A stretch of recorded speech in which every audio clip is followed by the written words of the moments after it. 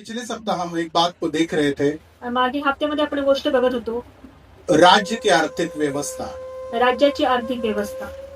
English में उसे बोलते किंगडम इकोनॉमी। इंग्लिश में त्याला किंगडम इकॉनॉमी. और राज्य की आर्थिक व्यवस्था के बारे में बहुत ही गहराई से प्रभु कुछ बातें करता है। राजकीय अर्थव्यवस्था बद्दल हालांकि ये ज्यादा वचन सुनने और सुनाने वाले मतलब बहुत कम रहते हैं, आणि हे वचन सांगणारे खूप कमी असतात. और ये वचन जो ऐसा है आपके जीवन को बहुत आशीष करता है। आपके फाइनेंशियल ग्रोथ में, आपके नौकरियों में, आपके बिजनेसों में आपके परमेश्वर आशीष करता आणि है। वचन असं आहे की परमेश्वर तुम्हाला प्रत्येक क्षेत्रामध्ये खूप आशीर्वाद देतो. लेकिन ये राज्य के अर्थव्यवस्था के बारे में आज जब हमने बाइबल को पढ़ा आणि राज्याच्या अर्थव्यवस्थेबद्दल जेव्हा मी बायबलमध्ये तो वाचते, दो राजाओं के बारे में मुझे पता चला। तर दोन राजाबद्दल मला माहित पडते. एक बुरे धनी और अच्छे धनी, आणि एक चांगले धनवान आणि एक वाईट धनवान. मतलब अच्छे राजा लोग और बुरे राजा लोग। चांगले राजा लोक आणि वाईट राजा लोक. इसलिए क्यों परमेश्वर राजाओं को नियुक्त करता है? मग का परमेश्वर राजांना निवडतो? राज्य के अर्थव्यवस्था मतलब किंगडम इकोनॉमी मतलब ऐसा है कि हमारा प्रभु इस धरती पर राज्य करता है राज्य अर्थ और वो स्वर्ग में भी राज्य करता है। तो पृथ्वीवर राज्य करतो, स्वर्ग. और जैसे पिछले दिनों में हमने बोला था गए संडे कि आप एक दिन जरूर परमेश्वर का राज्य इन आंखों से देखोगे। आम्ही बोललो की तुम्ही परमेश्वरचे राज्य तुमच्या डोळ्यात. लेकिन परमेश्वर चाहता है कि जो आप राजा लोग हो, परमेश्वर वाटतं की तुम्ही राजा लोक आहात. परमेश्वर ने आपको राजा करके नियुक्त किया है, परमेश्वरने तुम्हाला राजा म्हणून निवडले आहे. क्योंकि तुम राजा और याजक है, परमेश्वर बोलता है। परमेश्वर तुम्ही राजा आणि याजक आहात. और इसलिए प्रकाशित वाक्य की किताब उसका पहला अध्याय है। म्हणून प्रकटीकरणाचं पुस्तक याचा पहिला अध्याय. वहां पे हम एक वचन को पढ़कर देन हम आगे जाएंगे। वहां पे एक वचन ऐसा आपको देखने के लिए मिलेगा,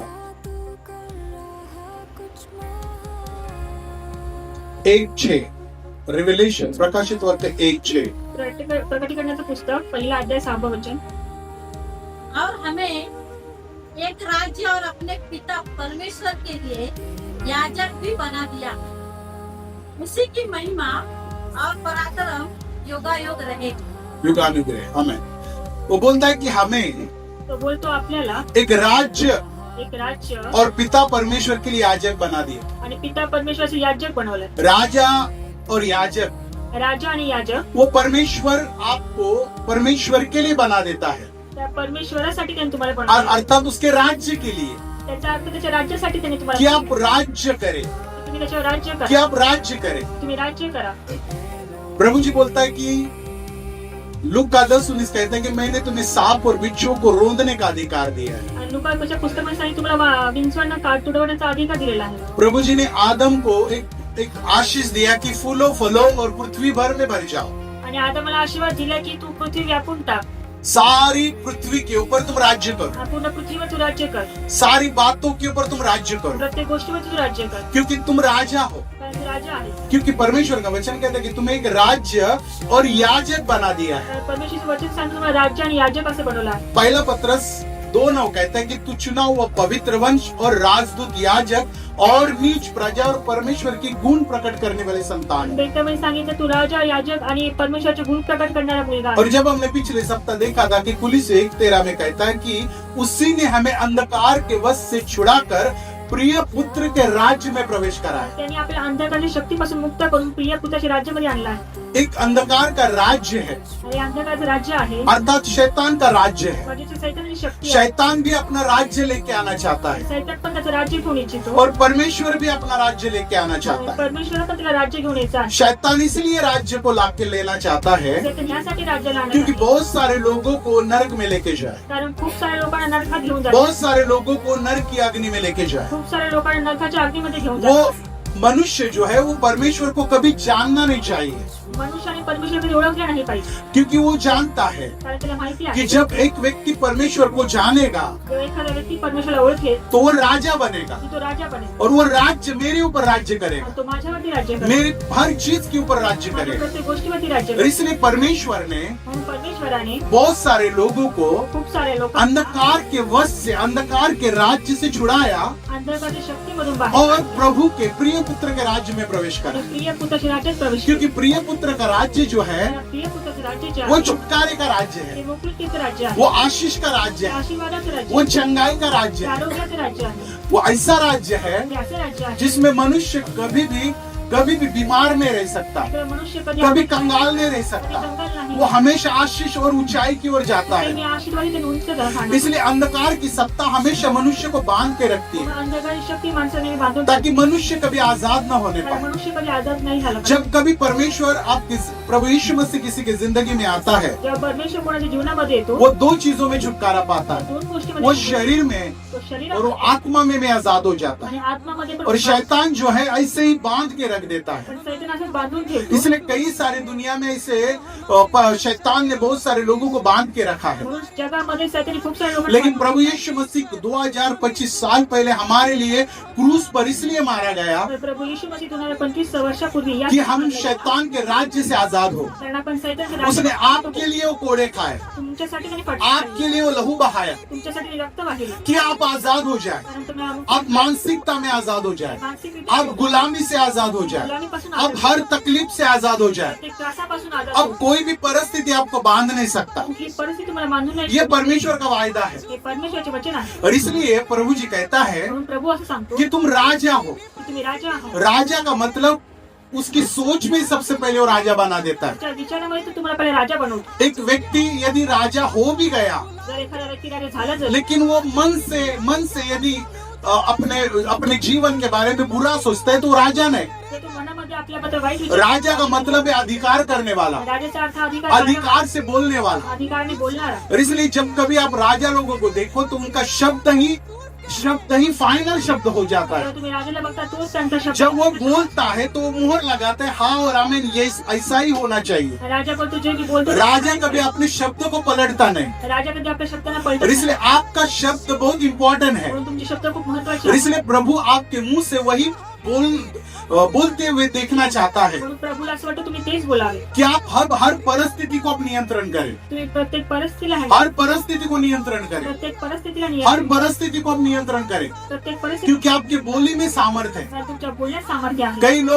कई लोग ऐसे बोलते हैं जैसे कंगाल है, काही लोक बोलतात जसं काही वो कंगाल आहे. राजा बनने के बाद भी कंगाली की लैंग्वेज बोलते हैं. ते राजा असूनही कंगालाची भाषा बोलतात. इसलिए वो राजा जैसे फील नहीं होता, मतलब राजा जैसे महसूस नहीं होता. म्हणून त्यांना राजा असल्याचा अनुभव वाटत. आप कितने भी गरीब रहे, तुम्ही कितीही गरीब लेकिन यदि आपकी सोच में राजापन है तर तुमच्या विचारामध्ये राजा तुम्ही तो असं आप कभी भी गुलाम नहीं बन सकते. तर तुम्ही कधीही गुलाम आप शैतान को बोल सकते हैं, शैतान अब तेरा मैं गुलाम नहीं बन सकता, तुम्ही सैतानामुळे सैतान मी तुझ्या क्योंकि गुलाम मैं आजाद हो गया हूँ, तुम्ही आजाद झालेले आहे. क्योंकि परमेश्वर ने मुझे छुड़ाया है, कारण परमेश्वर ने मुझे आजाद किया है. परमेश्वरने मला आजाद केलं. इसलिए तेरा मेरे ऊपर कोई अब दाव नहीं चलेगा, तुझा माझ्यावरती काय क्योंकि दावा? प्रभु यीशु मसीह ने तुझे क्रूस पर कुचल दिया है. परमेश्वर तुला क्रूसावर कुचललं. इसलिए तेरी बीमारी मेरे जीवन में कुछ कार्य नहीं करेगी, तुझा आजार पण माझ्या क्योंकि आरोग्यामध्ये तू हारा गया है. कारण तू हारलेला आहे. जब आप इस तरीके से बोलते हो, जेव्हा तुम्ही अशा प्रकारे वो बोलता अंधकार की सत्ता वो थर थर कांपने लग जाती है, अंधकार शब्द थरथर कापायला वो लागेल. थर थर कांपने लग जाती है, थरथर कापायला लागेल. क्योंकि आपके शब्द सामर्थ्य शब्द है, कारण तुमचे शब्द आपके शब्द अधिकार के शब्द है. तुमच्या शब्दामध्ये आधी प्रभु यीशु मसीह अधिकार के साथ दुष्टात्माओं को बोलता था परमेश्वर येशू कि अधिकार निकल जाओ, वो निकल जाते थे. तू निघून जा बोलायचं तू निघून वैसे जा. आप अधिकार के साथ परिस्थिति को बोलोगे, जसं तुम्ही अधिकारामध्ये वो परिस्थिति आपके नियंत्रण में आ जाएगी. तर परिस्थिती तुमच्या आप नियंत्रणामध्ये कितने तकलीफ में, आप कितने परेशानी में, वो बड़ी बात नहीं है. येईल. इतिहासातली मोठी गोष्ट नाहीये. मैं भी 10-15 दिन से थोड़े तकलीफ में था, मी काही 10-12 दिवसापासून काही लेकिन मैंने अपने बोली को कभी बदला नहीं. मी माझ्या बोलण्याला कधी बदलले कि नाही. मैं हमेशा बोलता रहा कि मैं हमेशा चंगा रहूंगा. आणि बोल मी नेहमी मी तू आरोग्य मुझे बांध नहीं सकता, मला कोणी बांधू नाही तू शकत. मुझे गिरा नहीं सकता. कोणी मला पाडू नाही शकत. जब मैं इस अधिकार के साथ शब्दों का प्रयोग करने लगा, तो या अधिकारासोबत या शब्दाचा प्रयोग मेरे केला. जीवन में वो चंगाई को मैं देखने लग गया, आणि माझ्या जीवनामध्ये वो सामर्थ देखने लग गया. सामर्थ्य बघायला लागले. वो अधिकार के साथ जब बोलने लग गया, ज्या अधिकारासोबत वो बोलायला परमेश्वर की उपस्थिति मेरे जीवन में महसूस होते हुए मैंने देखा. उपस्थिती माझ्या जीवनात और नाही. इसलिए परमेश्वर आपके द्वारा उस कार्य को करना चाहता है. परमेश्वर तुमच्या द्वारे ते कार्य करतो. इसलिए आपको अंधकार के वश से छुड़ाकर उसने अपने प्रिय पुत्र के राज्य में बुलाया है. अंधकार शक्तीमधून काढून त्यांनी प्रिय पुत्राच्या राज्यात और आणले. इसलिए बुलाया कि आप हमेशा स्वतंत्र रहे. यासाठी पुढे तुम्ही नेहमी स्वतंत्र राहा. और इसलिए आज मुझे कुछ राजाओं के बारे में कुछ मुझे बोलना है. राजाबद्दल मला असं सांगायचं आहे. और इसलिए म्हणून म्हणूनच बाइबल बताती है, बायबल असं सांगते, लूका की किताब उसका 16वां अध्याय में हम पढ़ते हैं उसका 14वां वचन। लूक वर्तमान 16वा अध्याय 14वे वचन।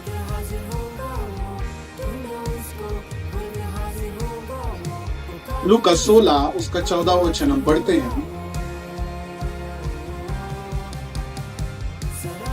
फरीसी जो लोभी थे ये सब बातें सुनकर उसे ठट्ठों में उड़ाने लगे। उसने उनसे कहा, तुम तो मनुष्य के सामने अपने आप को धर्मी ठहराते हो, परंतु परमेश्वर तुम्हारे मन को जानता है, क्योंकि जो वस्तु मनुष्य के दृष्टि में महान है वो परमेश्वर के निकट है। जो वस्तु परमेश्वर के निकट महान है, जी वस्तू परमेश्वराजवळ महान आहे, जो वस्तु मनुष्य के दृष्टि में महान है, जी वस्तू मनुष्याच्या दृष्टिकोनामधून वो महान परमेश्वर की दृष्टि में घृणित है। ती परमेश्वराच्या दृष्टीने तुच्छ आहे। हमें बहुत सारी वस्तुओं से प्यार है। आपल्याला खूप साऱ्या गोष्टीवरती प्रेम असतं। बाइबल बताती कि जो वस्तु मनुष्य की दृष्टि में महान है, बायबल सांगते जी वस्तू मनुष्याच्या दृष्टीमध्ये महान बहुत सारी चीजें हमें अच्छी लग जाती है, खूप साऱ्या गोष्टी आपल्याला चांगल्या वाटतात, लेकिन परमेश्वर की दृष्टि में वो निकट घृणित है। आणि परमेश्वर दृष्टीने तुच्छ आहे। इसका मतलब क्या है? त्याचा अर्थ काय आहे? क्योंकि परमेश्वर चाहता है तर परमेश्वर असं वाटते कि आप उन वस्तुओं के ऊपर दृष्टि मत लगाओ तुम्ही त्या वस्तूवरती दृष्टी नका लावू जो वस्तु परमेश्वर के प्यार को कम करती है। जी गोष्ट परमेश्वराच्या प्रेमाला कमी करते। फरीसी परमेश्वर से बहुत प्यार करते थे, ते परुषी लोक परमेश्वराला खूप प्रेम करत शास्त्री लोग बहुत परमेश्वर से प्यार करते होते। थे, शास्त्री लोक परमेश्वराला खूप प्रेम करत होते ये विद्वान थे। आणि ते विद्वान होते। बाइबल के सबसे बड़े विद्वान है ये लोग। बायबलची सगळ्यात मोठी बाइबल का हर वचन उन्हें याद है। बायबलचे प्रत्येक वचन त्यांना माहिती आहे। बाइबल का ज्ञान बहुत है, बायबलचे ज्ञान त्यांना खूप आहे, लेकिन मालूम है उनका मन जो है परमेश्वर की ओर कभी लगा नहीं। पण त्यांचे मन परमेश्वर कधी लागले नाही। इसलिए उनको डांटते हुए कई बार प्रभु बोला है कि तुम ऊपर से तो चुनाव हुई कब्र है, लेकिन अंदर से सड़ा हुआ कब्र है। प्रभु त्यांना ओरडतो की तुम्ही वरून चांगली तुम कपडे ऊपर से तो बहुत अच्छे दिखाई देते, लेकिन अंदर से तुम बहुत काले हो। तुम्ही वरून खूप चांगले दिसता पण आतमधून मन तुमचं खूप काळा आहे। इसलिए परमेश्वर कई बार फरीसी, बाइबल बताते यहाँ पे फरीसी लोभी थे, बायबल सांगता परुषी लोक लोभी लोक धन के लोभी थे, वो धनाची लोभी होते। परमेश्वर से प्यार जरूर बोलते थे, परमेश्वर प्रेम आहे लेकिन संसार की एक हृदय, एक जगह उनके जीवन में लिया था, वो लोभ है। आणि हृदयामध्ये त्यांनी एक जागा जिंकली होती लोभाने। पैसों से बहुत उनको प्यार था, पैशावर त्यांचं खूप प्रेम होतं। परमेश्वर से प्यार कम था।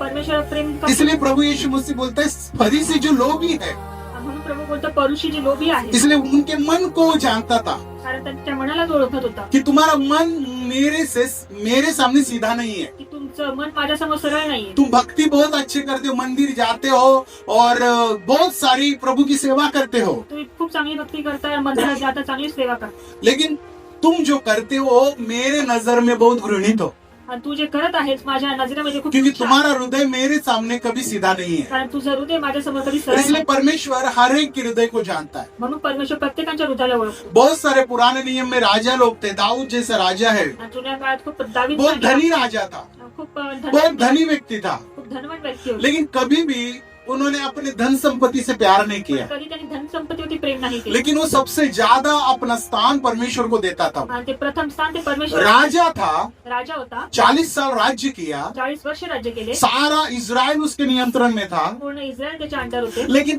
कभी भी धन सोना चांदी इतना था, लेकिन कभी भी उसका मन उन चीजों के ऊपर लगा नहीं। एवढ्या वस्तू असून त्याचं मन कधी इसलिए परमेश्वर हमेशा दाऊद को एक बात बोलता था कि ये व्यक्ति मेरे सामने सबसे मेरे मन के मुताबिक चलने वाला व्यक्ति म्हणून है। परमेश्वर बोलायचं दावीद हा माझ्या मनाप्रमाणे चालतो। दाऊद का मन एक बच्चे जैसा रहता था, आणि दावीदाचं मन एका लहान उसका बालकाप्रमाणे, हृदय हमेशा रोता था आणि त्याच्या हृदयाने मी और रडत उसकी आंखों से हमेशा आंसू बहते थे। आणि त्याच्या डोळ्यातून नेहमी पाणी दाऊद ने बहुत सारे युद्ध जीते दावीदाने खूप और युद्ध उस जिंकले। सारे युद्धों के ऊपर परमेश्वर ने विजय दिया, आणि प्रत्येक युद्धामध्ये परमेश्वर क्योंकि उसको परमेश्वर ने राजा बनाया था, कारण त्याने परमेश्वराने किसी राजा- मनुष्य ने राजा ने नहीं बनाया था। मनुष्याने राजा परमेश्वर ने उसे चुना था, परमेश्वराने त्याला- परमेश्वर ने उसे अभिषेक किया था, परमेश्वराने अभिषेक केला। इसलिए वो एक भी युद्ध हारा नहीं। फक्त एक पण युद्ध हरला नाही, इसलिए वो राजा होने के बाद भी एक अच्छा राजा का कर्तव्य उसने निभाया। आणि तो राजा असून चांगल्या राजाचं कर्तव्य पद्धतीने पार पाडला. वैसे परमेश्वर ने भी आपको राजा बनने के लिए चुना है म्हणून परमेश्वर तुम्हाला राजा और बनवण्यासाठी परमेश्वर निवडलं. कहता है कि तुम भी एक राजा की तरह राज्य करो,